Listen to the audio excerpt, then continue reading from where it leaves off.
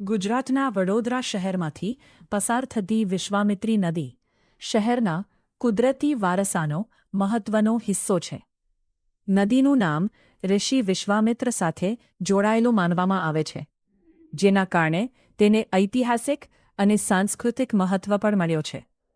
વિશ્વામિત્રી નદીના આસપાસનો કુદરતી પર્યાવરણ ખૂબ ખાસ છે.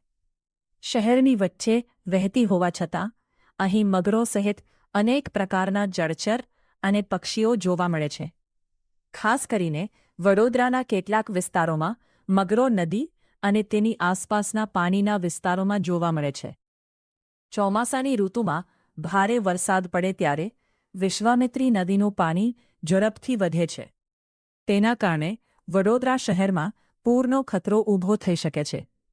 બીજી તરફ નદીમાં કચરો અને ગંદુ પાણી જવાથી તેનું કુદરતી સ્વરૂપ પણ અસરગ્રસ્ત થાય. વડોદરાની ઓળખ સાથે જોડાયેલી વિશ્વામિત્રી નદી માત્ર એક નદી નથી, પણ શહેરના ઇતિહાસ, કુદરત અને સ્થાનિક જીવનનો મહત્વનો ભાગ છે.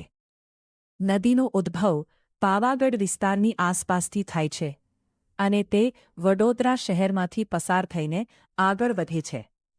વિશ્વામિત્રી નદી ખાસ કરીને તેના આસપાસ જોવા મળતા મગરો અને કુદરતી જૈવ વિવિધતા માટે